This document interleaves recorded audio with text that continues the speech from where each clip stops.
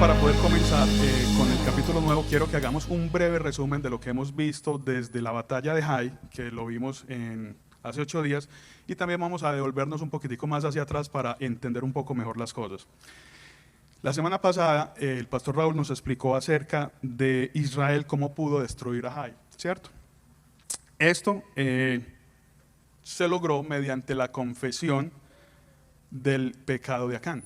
Recuerdan que Acán tomó del anatema de Jericó y por eso primeramente no pudieron derrotar a Jai, y después de esto pudieron, después de que confesaron el pecado, pudieron entonces acabar con Jai. ¿Listo?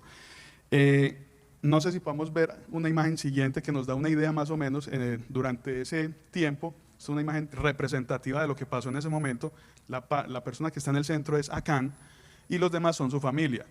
De aquí podemos retomar lo que nos había enseñado el pastor, de que no solamente Acán fue el que pecó, también toda su familia. O sea, ellos fueron conscientes de todo lo que estaba haciendo Acán como líder de esa familia y por ende, pues el resultado final, que fueron apedreados y quemados junto con todas sus pertenencias. Luego de esto, Dios habla con Josué, lo anima para que vaya nuevamente, tome a Jai, y esto lo recordamos en Josué, capítulo 8, versículo 1, si podemos ir ahí. Dice: Jehová dijo a Josué: no temas ni desmayes, toma contigo toda la gente de guerra, y levántate y sube a Jai. Mira, yo he entregado en tu mano al rey de Jai, a su pueblo, a su ciudad y a su tierra. Quiero entonces, después de ya más o menos es que estamos ubicados en el momento de tiempo, o sea, es posterior lo que vamos a estudiar a la batalla de Jai, que miremos un mapa en donde vemos cómo el mapa es el que tiene las flechitas azules y rojas. Exacto.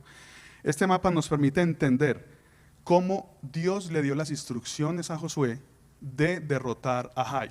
Aquí vemos entonces las flechas rojas representan al pueblo de Israel y las flechas azules representan al pueblo de Jai. Básicamente, para resumir un poco, la estrategia que Dios le dio a Josué fue una estrategia de emboscada. Básicamente una emboscada es sorpresivamente atacar de manera fuerte al enemigo. Entonces aquí vemos cómo el pueblo de Israel se rodeó los diferentes pueblos. Aquí me voy a acercar un poquitico. Aquí vemos a Jai y aquí vemos a Betel, porque en esa batalla se derrotaron esas dos ciudades.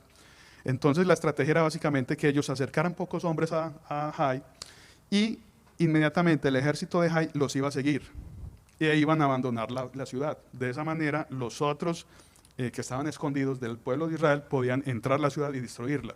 Y así también los que se fueron por acá, venían otros dos grupos del ejército de Israel y los atacaban. Lo mismo pasó por el lado este. Y así se dio la emboscada. Esa fue la manera en que Dios dio la instrucción al pueblo de Israel para que pudiera acabar con estos dos pueblos. Es interesante ver esto porque no sé si ustedes están familiarizados con Alejandro Magno o Alejandro el Grande. Este fue un rey de Grecia para los años aproximadamente 323 a.C., muchos años después de Josué. Él es famoso porque hizo una expansión muy grande del imperio griego, hasta el punto de llegar hasta Egipto y convertirse en un faraón en Egipto, que era algo imposible para la época, porque los egipcios, el faraón debía ser una línea de sangre y se consideraban casi dioses. Pero aquí vemos un griego que llegó mediante estas conquistas con su imperio y se posicionó como un emperador. ¿Por qué digo esto? Porque Alejandro Magno se caracterizaba porque era una persona muy estudiosa. No sé si también han escuchado la historia de la Biblioteca de Alejandría. Él fue el promotor de esta biblioteca, antes de su destrucción, lógicamente. Lo interesante que quiero poner acá es que dentro de los estudios que hizo Alejandro Magno, y lo dicen pues algunos historiadores, él estudió las batallas de Josué. Y muchas de sus estrategias militares fueron basadas en el libro de Josué. Aquí el punto interesante de todo esto es que de la Biblia podemos aprender mucho. Lastimosamente, digamos, esta persona no era cristiana ni tenía nada que ver con Dios, pero sí nos muestra que un estudio detallado de la Biblia nos puede enseñar mucho. No en estos momentos para ir a guerras y hacer conquistas de esta manera, pero sí para entender muchas cosas de lo que le pasaba al pueblo y así nosotros aplicarlas a nuestras vidas y salir victoriosos en cada una de estas cosas que podemos ir viendo o ir viviendo. Continuando entonces, permítame, aquí tengo un problema técnico con esto. Ya. Ahora, terminado entonces esta batalla, también vimos la semana pasada de que regresaron entonces a Gilgal, donde estaban acampando el pueblo de Israel, pero antes de esto, Josué dio una orden a todo el pueblo y los dividió en dos. No sé si recuerdan esa parte, que los dividió en dos montes. El monte Ebal y el otro monte que se llamaba Gerizim. ¿Lo recuerdan? Y en un monte pronunció maldiciones y en el otro monte mencionó bendiciones. Adicional a esto también basado en lo que Moisés había ordenado, escribieron en piedra la ley de Moisés. Eso lo recordamos de la sesión de hace 8 días. Podemos colocar entonces Deuteronomio 27, 11 y 13, donde vemos las instrucciones de Moisés a Josué. Dice entonces, y mandó Moisés al pueblo en aquel día diciendo, cuando hayas pasado el Jordán, estos estarán sobre el monte de Gerizim, para bendecir al pueblo. Simeón, Leví, Judá, Iscar, José y Benjamín. Y estos estarán sobre el monte Ebal, para pronunciar la maldición. Rubén, Gad, Aser, Zabulón, Dan y Neftalí.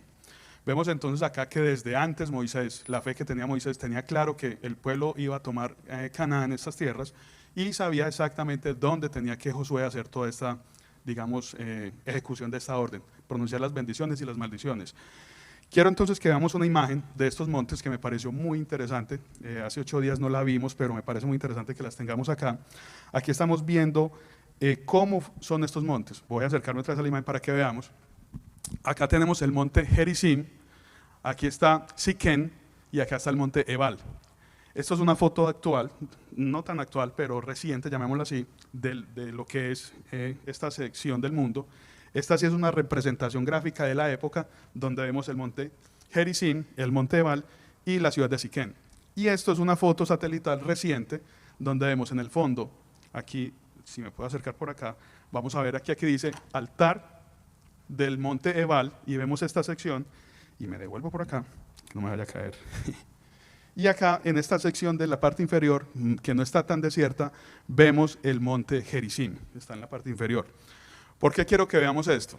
No sé si notan un patrón interesante o algo en los montes.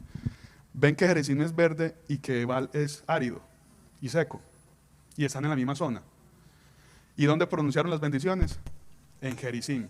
¿Y dónde pronunciaron las maldiciones? En Ebal. Es una enseñanza muy grande solamente con ver la imagen. En uno es pedregoso, árido, el otro es un lugar fresco, lleno de fruto y por ende provisión. Y aquí vemos cómo Dios es de buen maestro.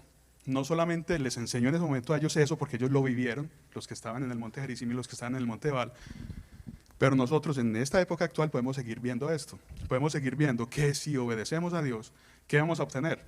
Bendición de provisión, bendición de un lugar fresco, bendición de donde queremos estar. Mientras que si no obedecemos, ¿dónde vamos a estar? En un lugar pedregoso, nuestro camino va a ser difícil y por ende todo va a estar lleno de dificultades. Entonces desde acá vemos lo gran maestro que es Dios, no solamente con su pueblo, sino aún con nosotros y lógicamente soportándonos en lo que es la Biblia. Estas palabras que se pronunciaron en el monte Ebal acerca de la maldición y en el monte Gerizim acerca de las bendiciones están en Deuteronomio 28. No lo vamos a leer, el pastor nos dio una idea hace 8 días clara de lo que dice ahí, pero sí les recomendaría que lo leyeran con más detalle. ¿Por qué? El capítulo 28 de Deuteronomio tiene 68 versículos. De esos 68 versículos, 14 son asociados a las bendiciones y 54 a las maldiciones de la desobediencia. Solamente esa diferencia nos da una idea de lo que Dios quiere decir, ¿cierto? Que Él pone más atención en que nosotros tengamos cuidado de comportarnos, de obedecerle, y nos enseña las consecuencias y lógicamente también nos enseña las bendiciones, pero también nos muestra nuestro corazón, de cómo nosotros estamos orientados a desobedecer. Es como con nuestros hijos, que si hacemos una estadística, yo creo que es más los regaños que reciben en el día que las buenas palmaditas en la espalda. ¿Por qué? Porque estamos más preocupados por formarlos y porque sean unas buenas personas en su futuro. Algo así Dios nos quiere enseñar aquí con esta parte. Entonces recuerden Deuteronomio 28, todo el capítulo, y leer como para ver a lo que nos podemos, todas las bendiciones que podemos obtener de la obediencia. Igualmente entonces, hace la clase pasada o la enseñanza pasada, el pastor Raúl finalizó hablando acerca de un pueblo, el pueblo de Gabaón. Este pueblo aprovechó algo, aprovechó que mientras el pueblo de Israel estaba en estos montes, ellos empezaron a tramar un engaño. Este engaño lo vamos a estudiar en más detalle a futuro, pero no sé si ustedes están familiarizados con este término, pero en México se dice los chamaquearon. No sé si lo dije bien dicho.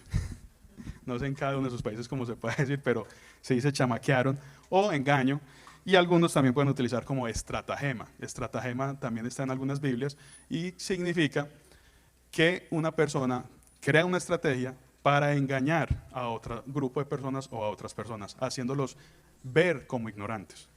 Entonces aquí vamos a empezar a entender un poco lo que este pueblo quiso hacer con el pueblo de Israel. Antes de que lleguemos a ese detalle, también quiero traer a nuestra memoria algo que vimos hace más de 15 días. Y fue la representación de 3 ciudades que representan algo en nosotros. Esas ciudades, no sé si las recuerdan, podemos poner una imagen que tiene las 3 ciudades y unos signitos de pregunta. Esas ciudades representaban nuestros enemigos, no sé si recuerdan esto.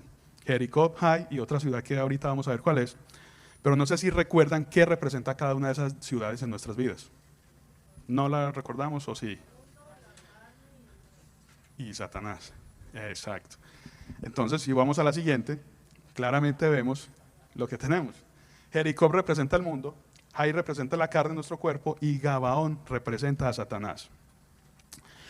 Aquí lo importante de entender eso también es, cuando decimos que Jericó representa el mundo, es porque recuerden lo que había en Jericó. Toda esa cantidad de tentaciones, llamémoslo por ponerle un nombre, que ofrecen a las personas, ¿para qué? Para alejarlas de Dios. A nosotros hoy aplica perfectamente porque el mundo está lleno de situaciones que nos desvían de poder tener nuestra atención en Dios. Por eso se representa a Jericó como un enemigo y como el mundo como enemigo. Pero también la Biblia nos enseña cómo vencer a ese enemigo. Y a Jericó se venció fue con fe. Porque si ustedes ven, antes de entrar a pelear con ellos, ¿ellos qué hicieron? Rodearon, hicieron una obediencia a Dios y rodearon las murallas y mediante cánticos y gritos se derribaron las murallas. Esto es fe. Así nosotros combatimos el mundo con fe, con nuestra fe. ¿Listo? Y sabemos que la fe, ¿cómo la desarrollamos? Por escuchar. ¿Y por escuchar qué? Exacto. Y aquí no solamente escuchar, porque cuando yo escuché ese versículo, yo también dije, bueno, voy a poner la Biblia en audio y ya la estoy escuchando. El verbo que se utilizó para decir escuchar es Shema, no sé si lo han escuchado. Shema significa escuchar para hacer, es decir, lo que yo escucho lo tengo que poner en práctica. Y a eso se refiere exactamente ese versículo, de que yo escucho la palabra de Dios y la interiorizo en mi vida y la aplico para mi vida. Y esa es la manera en que mi fe va a crecer. ¿Vamos bien? Bueno, sigamos con Jai. Jai representa ¿qué? La carne. ¿Por qué representa la carne? Porque fue representada en Acán, la imagen que vimos anteriormente. Las decisiones que tomamos día a día, que van en contra o que desobedecen a Dios, finalmente ¿qué terminan haciendo? Alejándonos de Dios. Por eso, Jai representa la carne, representa nuestro cuerpo, representa a nosotros como nosotros mismos somos nuestros enemigos y nuestras acciones nos alejan de Dios. Pero también nos muestra cómo vencemos a ese enemigo. ¿Qué hizo el pueblo? ¿Lo que, perdón? Sí, pero antes de eso, confesaron el pecado ante Dios. Porque Dios sabía, pero Dios le dijo, tienes pecado, búscalo y muéstralo.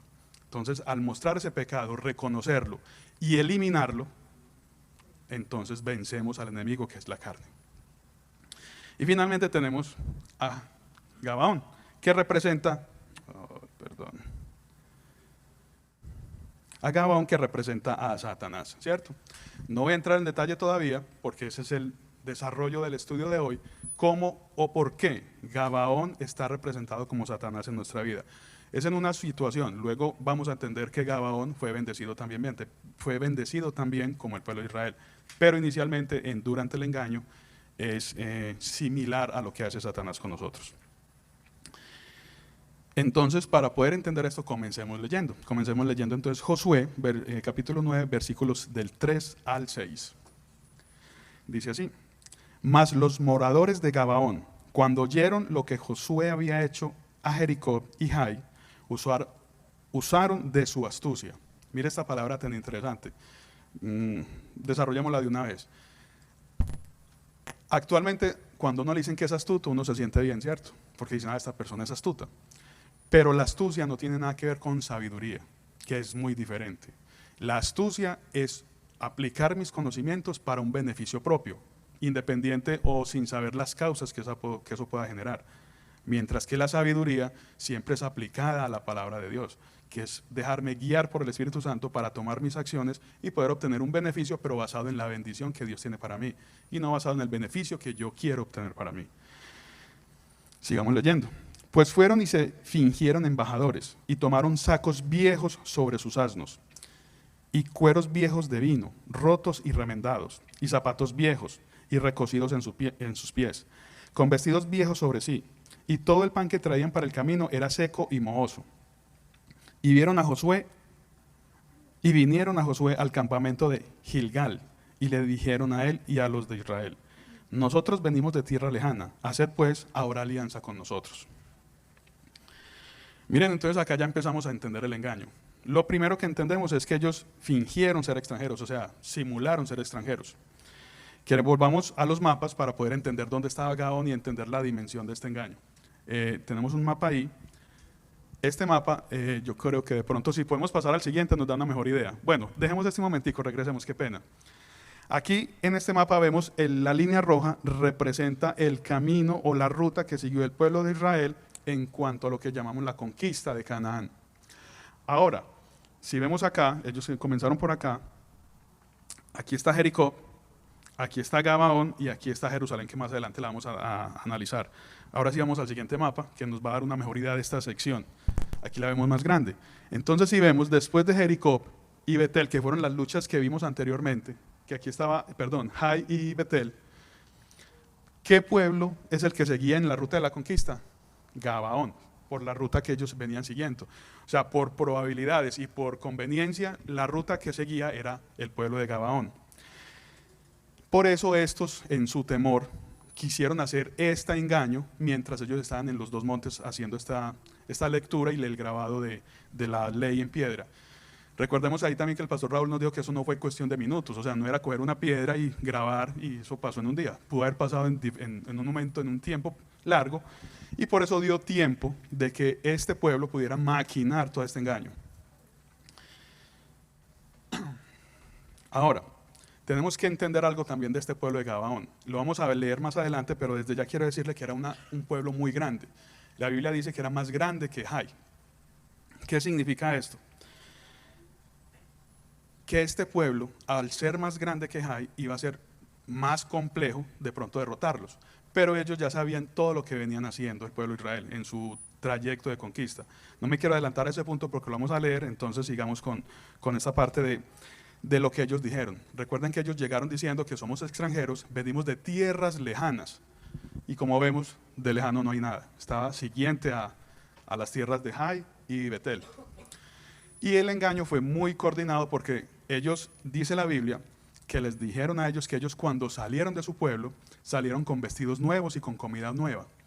¿Y cómo llegaron? Llegaron con vestidos rotos, vestidos desgastados y el pan con moho. O sea, mire que cuidaron cada detalle para cuando llegaran engañar al pueblo de Israel y lógicamente a Josué, que fue el primero que se le presentaron. De ahí que recuperamos la palabra astucia o astuto. Fue un pueblo astuto, quiso cuidar cada uno de los detalles para que este engaño tuviera éxito. Permítame, yo tomo un poquitico de agua aquí.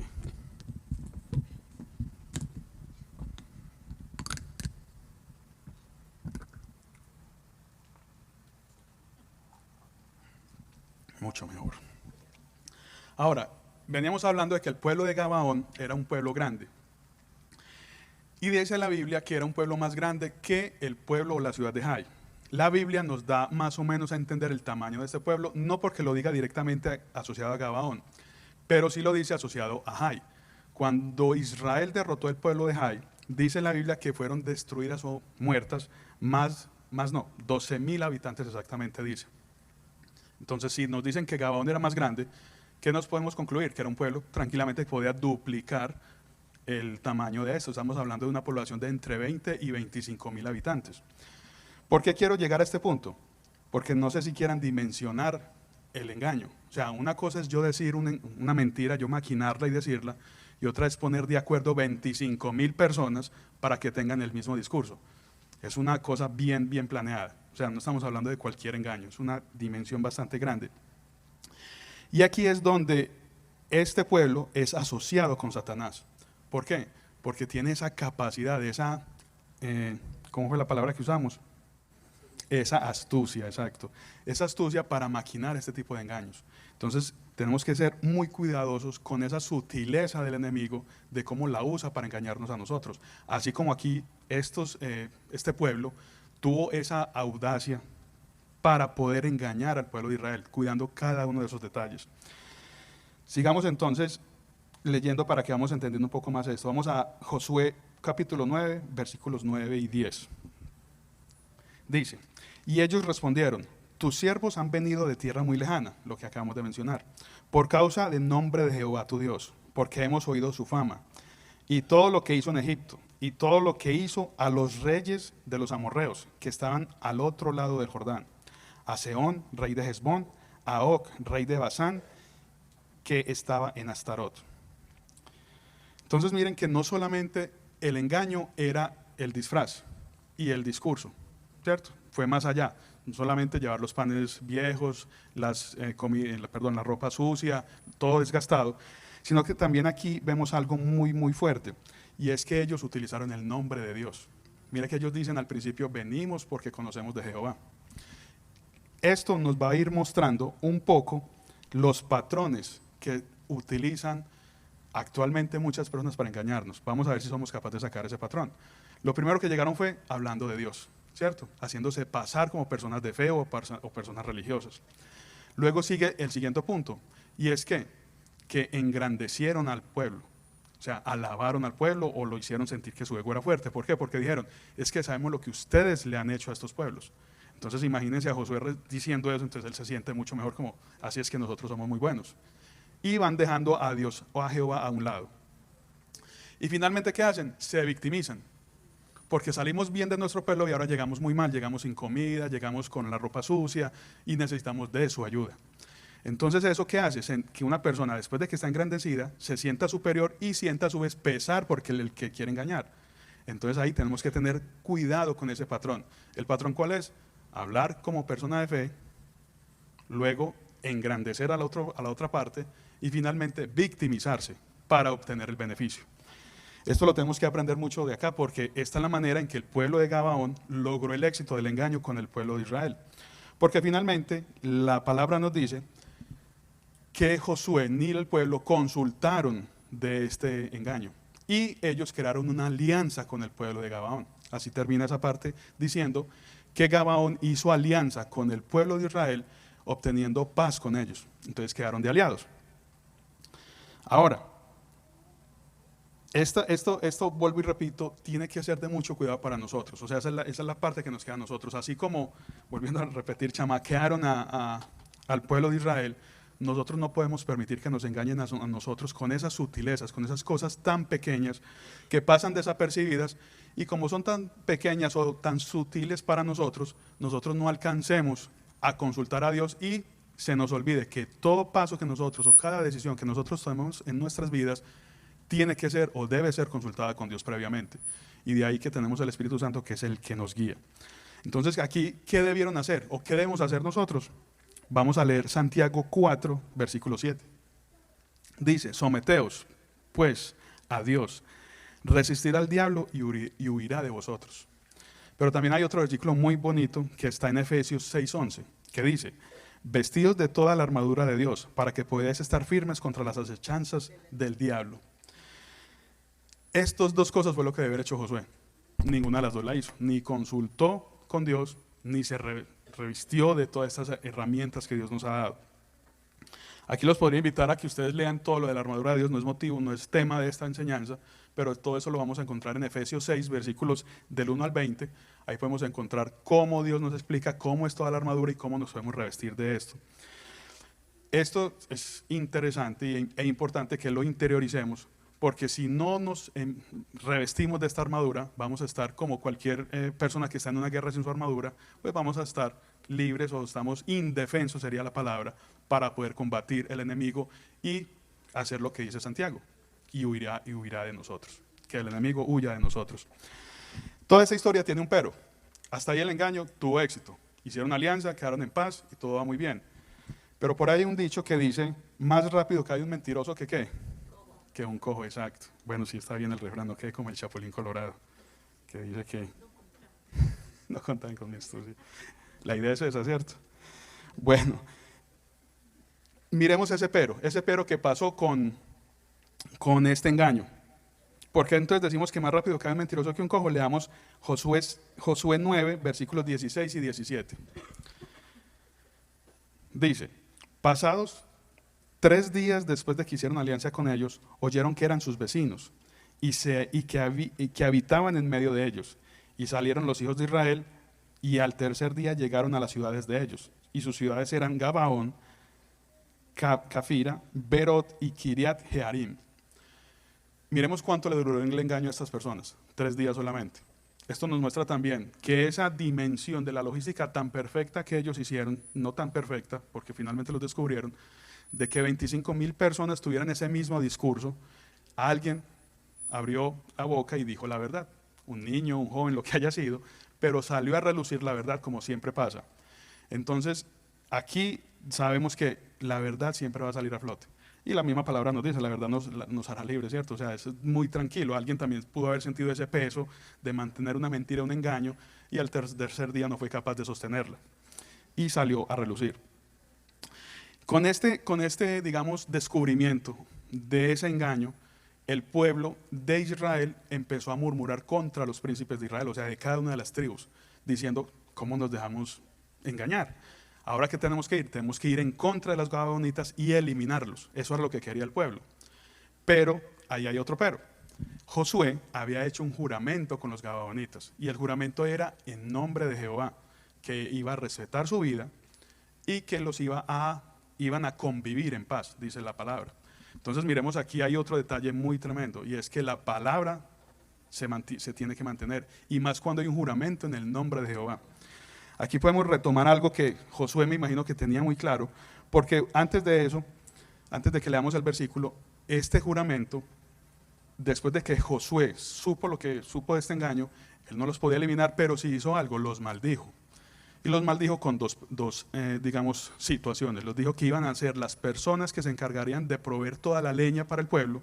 Estamos hablando de un pueblo de 2 millones de habitantes. Imagínense el trabajo forzado que iban a tener contra un pueblo de 25,000 que era Gabaón. Y en la segunda maldición fuera que también iban a buscar el agua para el pueblo. Entonces también estamos viendo la cantidad de trabajo que iban a mantener. Ahora sí podemos pasar a Éxodo 20, versículo 7. ¿Por qué es importante que retomemos esto? Esto es el juramento que hizo Josué ante este pueblo. Basado en esto es que ese engaño se convierte en bendición, y aquí es donde queremos que pongamos buena atención, porque pasamos de un Gabaón que era maldito a un Gabaón que va a pasar a ser bendecido por Dios. Y es por mantener esta palabra. Y dice así: no tomarás el nombre de Jehová tu Dios en vano, porque no dará por inocente Jehová al que tomare su nombre en vano. Esto lo conocemos, es uno de los 10 mandamientos, pero Josué honró este mandamiento. Josué honró este mandamiento. Y este mandamiento fue lo que permitió que ellos convivieran en paz después de que fueron descubiertos en su engaño. Ahí comienza entonces una etapa de servicio del pueblo de Gabaón al pueblo de Israel, basado en esta maldición que ya vamos a ver más adelante por qué se convierte en una bendición. ¿Listo? Con eso se termina el capítulo 9, con el descubrimiento del engaño y con respetarle la vida a este pueblo basado en el compromiso o ese juramento que Josué había hecho en nombre de Jehová contra este pueblo. ¿Vamos bien hasta ahí? ¿Dudas, preguntas? Ninguna. Bueno, podemos continuar con el mapa para ver qué sigue. Este mapa es el mismo que vimos ahora, pero entonces miren que entonces acá, en el punto rojo, en el mapa derecho, vemos el círculo rojo que representa donde estaba Gabaón. Si seguimos esa ruta, ¿quiénes siguen al proceso de conquista? Los pueblos del sur. ¿Listo? Y en los pueblos del sur tenemos una serie de nombres, pero el primero que viene es Jerusalén. Es el primer pueblo que viene en el proceso de conquista. Y así iniciamos con el capítulo 10. ¿Por qué? Porque dice la Biblia que estando ahí, el rey de Jerusalén sintió temor. Y esto lo motivó a hacer una alianza con otros pueblos del sur, con otras ciudades que estaban más al sur. Esto se llama, o es conocido en los estudios bíblicos como las campañas del sur o la alianza del sur. Esta alianza fue promovida por el rey de por el rey de Jerusalén y con las diferentes ciudades del sur. No podía hacer alianza con las ciudades del norte, ¿por qué? Si ustedes ven al norte del punto rojo está Gilgal, está Jai, está Betel, y esas ciudades ya habían sido conquistadas por el pueblo de Israel. Entonces, ¿qué significa? Que ellos no podían ir hacia el norte, tenían era que moverse hacia el sur. Por eso la alianza es hacia el sur, por eso el rey de Jerusalén no puede contar con pueblos del norte. El mapa que sigue nos va a dar una idea más clara de cómo fue esta alianza. Vemos en la parte superior a Gilgal. Gilgal era el campamento del pueblo de Israel, allá es donde como la base de operaciones para tener una idea. Luego tenemos a Gabaón, que estaba más al sur, que ya eran aliados y vivían en paz con el pueblo de Israel.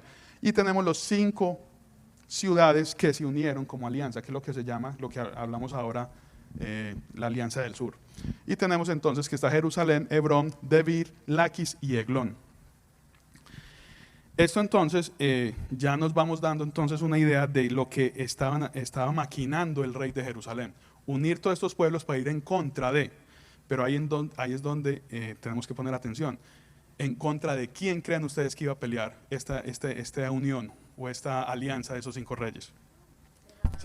¿Se les ocurre el nombre? ¿A quién? De Gabaón, exacto. No iban directamente a atacar a Israel. Y eso es un dato interesante. Ellos quisieron ir primero por el pueblo de Gabaón. Y aquí es donde viene un punto interesante, y es que en Gabaón habíamos ya dicho que era un pueblo grande, ¿cierto? Pero también tenía otra característica que nos dice la Biblia, y era que era un pueblo de hombres fuertes, o sea, preparados para la guerra. Aún así, Gabaón no se enfrentó directamente a ellos. Gabaón hizo algo adicional que lo vamos a ver más adelante. Quiero que nos focalicemos en algo que es el nombre del rey de Jerusalén. Leamos esta porción pequeña de Josué 10:1 que dice, en Josué, exacto. Dice, cuando Adonisedec, rey de Jerusalén, oyó que Josué había tomado Jai, hay más descripción, pero aquí nos vamos a parar un ratico en el nombre, Adonisedec. ¿Por qué nos vamos a quedar ahí? Este nombre tiene un significado. Si podemos continuar, vamos a ver que el significado dice que es traducido, Adonai, Adoni, donde viene la etimología de ese nombre, significa Señor. Y Sedec significa justicia. Entonces, el rey de Jerusalén era conocido por ser el Señor de justicia. Ahora, ¿qué piensan ustedes de una persona que se hace llamar rey de justicia, Señor de justicia, perdón? Que es una persona justa, que no es violento, que no va a las guerras y que no va a crear alianzas para ir a combatir otras personas que están de pronto llegando a su pueblo. ¿Por qué quiero llegar con todo esto? Porque no sé si les parece también este nombre muy parecido a otro nombre que hemos escuchado desde Génesis en la Biblia, Melquisedec, ¿cierto? Melqui significa mi rey y Sedec, ¿qué significa? Justo. Entonces este significa mi rey es justo, Melquisedec. Y hemos visto en muchas enseñanzas que Melquisedec siempre lo hemos visto como una representación de Cristo. Entonces, si Melquisedec es una representación de Cristo, Adonisedec sería una representación ¿de quién? Del anticristo. Es muy importante tener eso en cuenta. ¿Por qué? Porque se hace llamar Señor de justicia. ¿Pero qué es? Si le anteponemos una palabra que es falso, Señor de justicia, tenemos ya una descripción perfecta de un anticristo. Entonces aquí miremos que ¿qué quiere el anticristo? Vamos a ver una descripción. Aquí ya empieza Dios a enseñarnos muchas cosas de lo que quiere el anticristo contra su pueblo. Y es que finalmente el anticristo se va a ver como alguien justo, va a hacer alianzas y va a ir a atacar ¿a quién? No va a ir a atacar directamente a Dios, va a ir a atacar a las personas que somos los aliados de Dios. O sea, viene por nosotros, que nosotros representaríamos en este caso al pueblo de Gabaón. Viene por nosotros. Ahí ya vamos a ver cómo Gabaón se defiende y cómo hace todo esto, porque esta convocación de Adonisedec apunta solamente al pueblo de Gabaón. Sigamos entonces con Josué 10:5. Listo, y dice, y 5 reyes de los amorreos, el rey de Jerusalén, que ya lo mencionamos, el rey de Hebrón, el rey de Jarmut, el rey de Laquis y el rey de Eglón, se juntaron y subieron, ellos con todos sus ejércitos, y acamparon cerca de Gabaón, y pelearon contra ella. Entonces aquí certificamos lo que acabamos de ver, de que esta alianza estaba enfocada en ir a pelear contra Gabaón, los gabaonitas. Quiero que volvamos entonces y miremos a Melquisedec, para que certifiquemos esto de lo que estamos hablando, que Melquisedec es una representación de Cristo. Esto lo podemos ver en el Salmo 110:4, que dice, Jehová dijo a mi Señor, siéntate a mi diestra. Luego los versículos 2, 3 dan características de Cristo y finaliza diciendo, juró Jehová y no se arrepentirá, tú eres sacerdote para siempre, según el orden de Melquisedec. Aquí pues ya esto no es tema del estudio, pero el orden de Jesucristo es de Melquisedec, porque él no venía directamente de la tribu de Leví, venía de la tribu de Judá. Entonces viene de otros, es un sacerdocio por este orden, listo. Luego Mateo, en el capítulo 22, versículos 43 y 44, menciona nuevamente este salmo diciendo, él les dijo, pues como David en su espíritu le llama Señor, diciendo, dijo el Señor a mi Señor, siéntate a mi derecha hasta que ponga a tus enemigos por estrado de tus pies. Y menciona esta misma texto que leímos en los Salmos. Entonces ya vimos que Melquisedec es la representación de Cristo y Adonisedec es la representación del anticristo. Más adelante en la Biblia se menciona algo muy importante de los gabaonitas. No lo vamos a tocar acá, pero en libros después de Josué dice que los gabaonitas se convirtieron en servidores del pueblo de Israel al punto que servían en el tabernáculo. Entonces ya eso nos da una idea más o menos de lo que este pueblo fue creciendo en fe y acercándose cada día más a Dios. ¿Por qué lo quiero mencionar? Porque esto, volvemos al momento de la guerra, los gabaonitas vienen estas alianzas a atacarlos y ellos no luchan directamente con ellos, sino que los gabaonitas piden ayuda a Josué. Eso también nos dice mucho. ¿Por qué? El hecho de que ellos fueran grandes en tamaño y fuertes, sabían que dependían de alguien que ya estaba bendecido, que era el pueblo de Israel, y sabían que Dios estaba con ellos. Entonces eso también para ellos es decir, ¿qué nos vamos nosotros a poner a pelear? A que nos maten.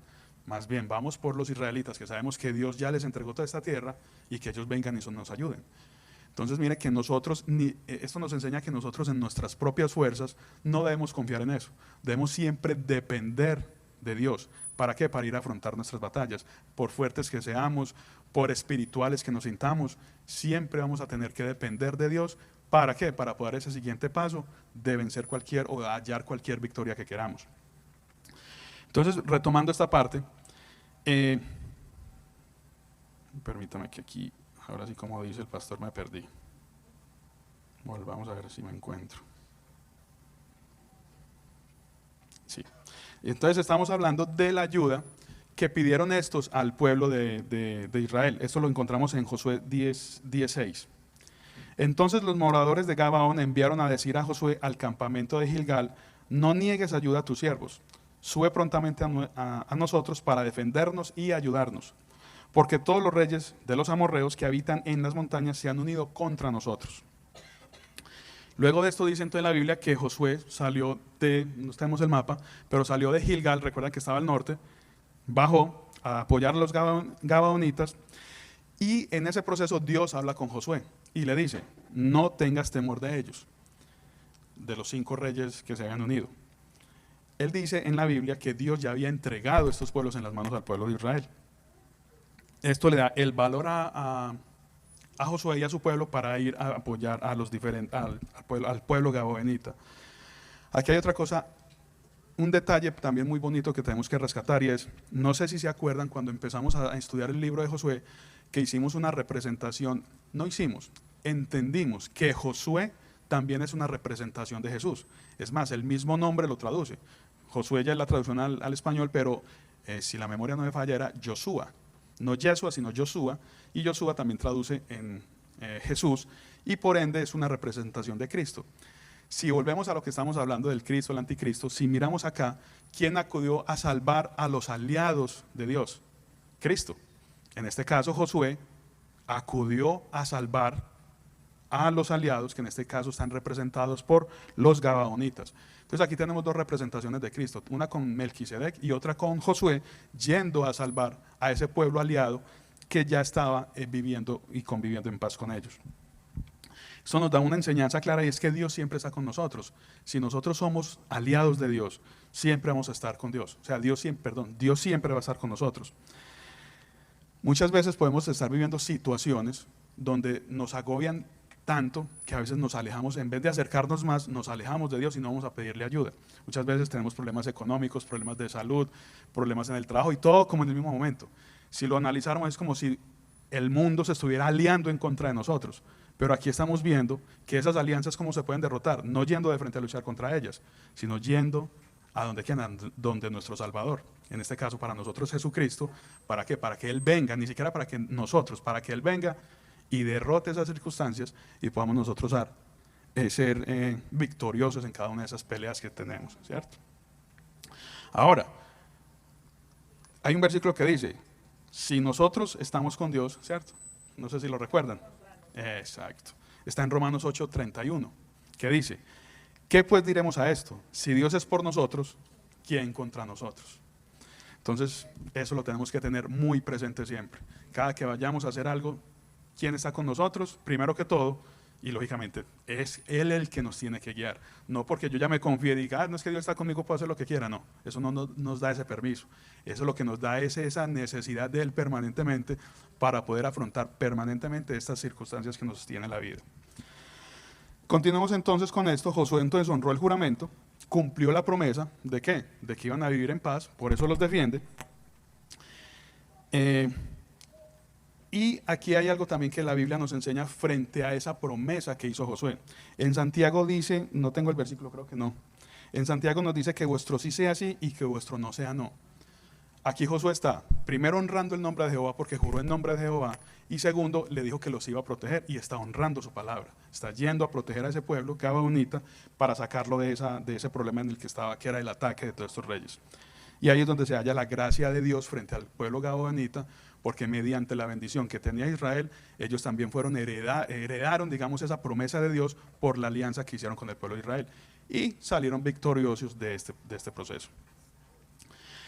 Para entender cómo salieron victoriosos, pasaron dos eventos muy marcados en este proceso de la guerra, y son dos eventos milagrosos. Uno lo vimos en detalle, hoy vamos a ver otro, que está en Josué 10:11. Vamos a leerlo.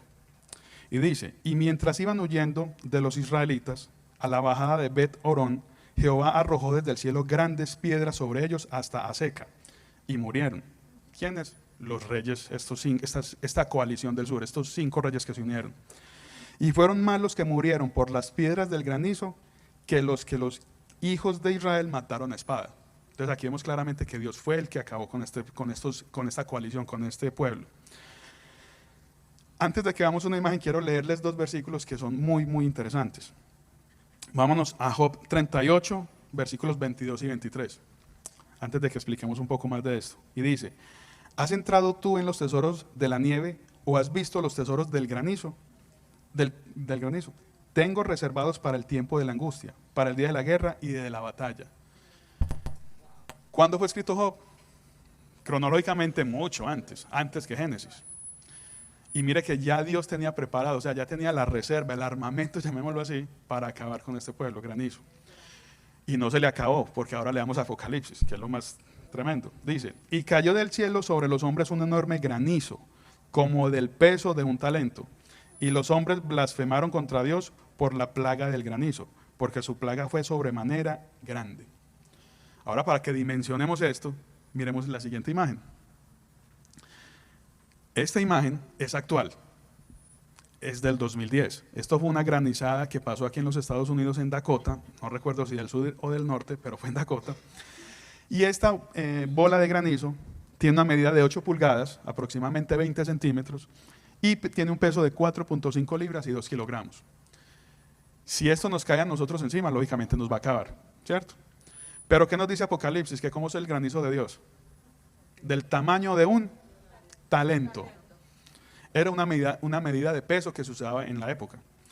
¿Cuánto equivale un talento? Equivale a 30 kilogramos. Es decir, equivale a 66 libras. Si lo ponemos matemáticamente, es 15 veces este tamaño.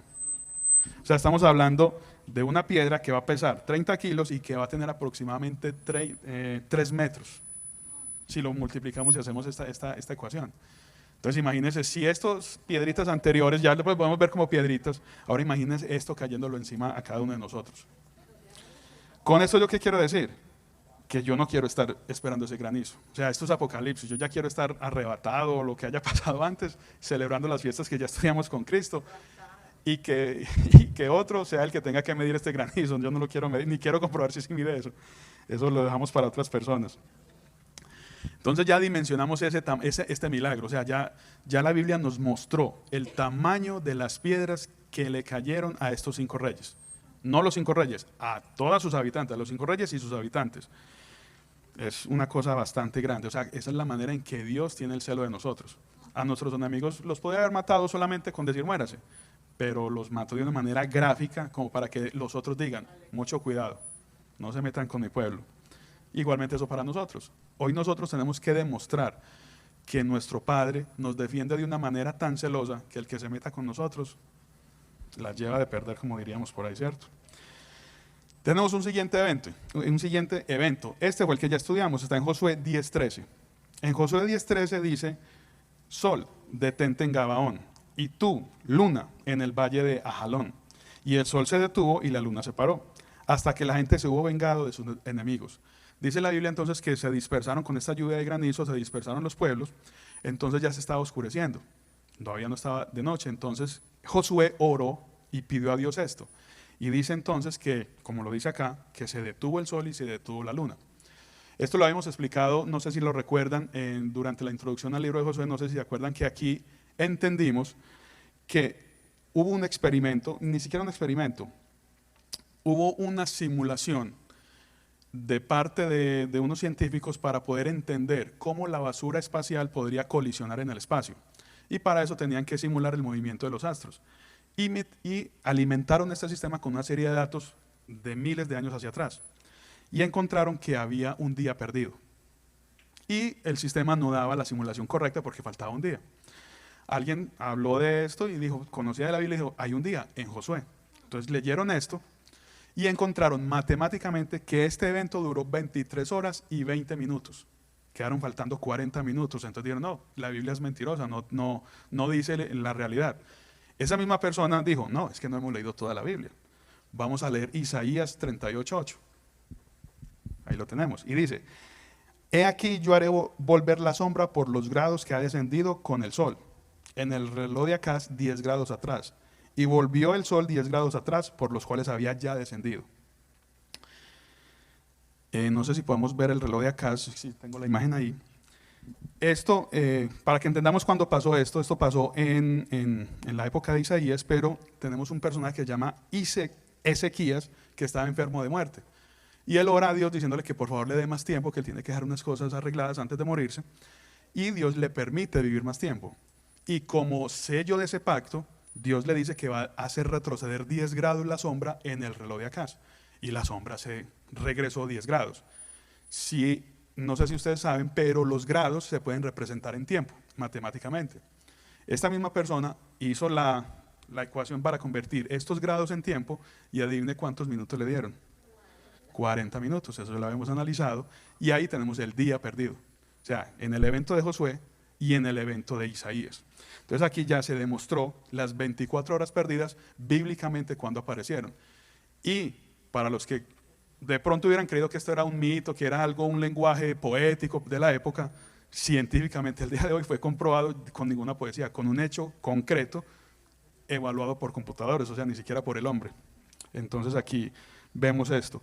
Quiero que veamos el reloj de Acaz porque es interesante, la vez pasada no lo expliqué. Y es que este reloj era solar y basado en la sombra ellos determinaban las horas del día. Cuando dice que iba a retroceder, es que estos escalones, la sombra que iba dando, la retrocedió 10 grados y ellos con eso confirmaron que se devolvió el tiempo, llamémoslo así, de esos 40 minutos. Entonces así funcionaba esto. Era, digamos, un tipo de reloj solar, llamémoslo de esa manera. Ahora sí, para ir concluyendo, no sé si vamos bien de tiempo. Ya me he pasado, bueno, vamos, entonces ya vamos a terminar. No se me duerman todavía. ¿Cuánto? Uy, bueno, ya vamos a terminar. Vamos a concluir esto porque ya, finalmente ya vamos concluyendo. Después de todo esto, entonces dice la Biblia que fueron destruidas todas estas ciudades del pueblo, de esa unión, de esa alianza del sur. Y esto lo podemos leer en Josué, capítulo 10, versículos 16 al 43. Estos ya con más detalle ustedes los pueden ir a leer. Y más adelante vamos a aprender, no hoy, pero más adelante vamos a entender algo que pasó con estos reyes, porque mientras acababan con todo el pueblo de las 5 ciudades, estos reyes se escondieron en unas cuevas y taparon las cuevas con unas piedras y después les pasó algo, pero eso será tema de otro, continuará. Pues las buenas películas tienen segunda parte. Finalmente dice la Biblia que el pueblo de Israel y el pueblo de Gabaón ya unidos conquistaron estas 5 ciudades y finalmente pues termina así el capítulo 10. Entonces, ¿de aquí qué podemos sacar todo esto? Aquí hay un término que no sé si lo voy a decir, de pronto me gano un regaño, pero bueno. A mi esposa le gusta mucho salir a comprar y utilizar el término BOGO. No sé si están familiarizados con eso. BOGO, que es cuando una promoción, 2 por 1. Aquí Josué tuvo un BOGO, no sé si se dieron cuenta. ¿Cómo era el plan de Dios? Ir conquistando ciudad por ciudad, ¿cierto? Aquí le dieron 5 por 1, porque de un solo golpe conquistó 5 ciudades. O sea, le ahorró tiempo a Josué, porque esa alianza permitió que no derrotaran solamente a Jerusalén, sino a todas esas otras ciudades que se unieron, ahorrándole unas 4 batallas. Entonces obtuvo una promoción interesante, ¿cierto? Entonces así es Dios con nosotros. Dios con nosotros, ¿recuerdan cuando hablamos de esas circunstancias que nos agobian, que vienen en paquete? Así mismo Dios tiene el poder de que ese mismo paquete sea sacado de nuestras vidas, pero con la clave que nos acaba de enseñar el pueblo gabaonita. Primero reconociéndolo y segundo reconociendo su poder, porque fueron ellos a pedir ayuda. Y el segundo punto, que no es menos importante que el otro, pero sí muy importante, y es que ¿qué hacían ellos al pueblo de Israel? Le servían. La forma en que yo muestro que pertenezco al pueblo de Dios y que soy un aliado de Dios es sirviéndole a Dios. Si no hago eso, no deja de ser palabras. Entonces ahí, esa es la clave. No solamente aprender, venir a estudiar todo eso, sino también poner todo esto en práctica. Volvemos a recordar ese verbo Shema, escuchar la palabra y ponerla en práctica. Y finalmente, si la ponemos en práctica, ¿qué vamos a terminar haciendo? Sirviéndole a Dios en todo lo que Él quiera hacer con nosotros. Con eso entonces tenemos claramente entonces que Dios nos defiende, Dios siempre está con nosotros. Esa representación del Cristo que hemos visto en esto, hoy la tenemos viva en nosotros, que es Cristo como tal, ¿cierto? Lo tenemos en nuestro corazón, sabemos que es nuestro Salvador y que va a acudir en todo momento por nosotros para salvarnos de cualquier situación. Tenemos que tener eso presente en nuestras vidas. Con eso quisiera concluir entonces, quiero que oremos para que terminemos este momento en oración y podamos seguir con las actividades restantes del día, que me imagino quisiera descansar. Bueno, antes comer, ¿cierto? Bueno, Señor, en esta noche nuevamente te damos las gracias por tu palabra, Dios. Te damos gracias porque ahí seguimos confirmando que tú cumples todas tus promesas. Gracias por tu amor por nosotros, Dios Santo. Gracias porque hoy nos has mostrado mucha información de cómo debemos actuar, de cómo tenemos que seguir siendo nosotros en nuestras vidas, cómo podemos demostrar que realmente somos de tu pueblo, Dios. Señor, tu palabra dice que esta tierra tendremos aflicciones, pero también tu palabra dice que tú has vencido al mundo. Nos aferramos a esta promesa, Dios, porque hoy nos confirmaste que tú siempre cumples tus promesas y nos aferramos a esto, Dios Santo. Quiero que tú cumplas todas las promesas, no solo en mí, sino en todas las personas que estamos acá y ojalá en todas las que crean en ti, Dios Santo, y que lo demuestren mediante su servicio. Hoy estamos seguros entonces que tú nos vas a sacar de todas las circunstancias que tengamos, porque así como lo dijiste a Josué, nosotros nos esforzaremos y seremos valientes, Dios, y podemos afrontar cada una de estas situaciones y sabemos que tú vas a ir ganando cada una de ellas, sea una o sea todas de paquete, Dios Santo. sabemos que tú las vas a vencer por nosotros. Señor, te oramos para que el Espíritu Santo siempre nos dé el discernimiento de saber cuándo estamos siendo engañados, Dios. Que recordemos siempre que debemos tomar las decisiones, pero siempre consultándote primero a ti, Dios. Con esto evitaremos muchos sufrimientos en nuestras vidas. Hoy te seguimos pidiendo, Dios, que nos animes, así como animabas a Josué en cada una de esas batallas, diciéndole no temas ni desmayes. Eso nos da la seguridad y tranquilidad de afrontar cualquier situación. Gracias, Señor, por mostrarnos tu gracia y misericordia con el pueblo de Gabaón. Somos conscientes que a veces nosotros también hemos fallado. Es posible que alguna vez hayamos engañado a alguien. También es posible que hayamos participado de alianzas, Dios santo. Pero hoy te pedimos perdón. Perdón por eso, perdón por de pronto haber engañado a alguien, perdón por haber participado de alguna alianza dañina. Pero así como los gabaonitas también engañaron, pero después obtuvieron tu bendición, así queremos nosotros también obtener tu bendición, Dios santo. Ayúdanos entonces a servirte, a creer más en ti, Dios, a acercarnos más a ti y así poder hacer como hicieron los gabaonitas, que fue un pueblo que permanentemente estuvo a tu servicio. Te pido entonces, Señor, que nos lleves con bien, nos lleves sanos y salvos a nuestros hogares, que las personas que están enfermas, Dios, sanen prontamente, se recuperen prontamente, que nos puedan acompañar, que también el pastor Raúl sane prontamente, Dios santo, para que nos siga enseñando tu palabra, para que nos siga haciéndonos acercar más a ti cada día, Dios.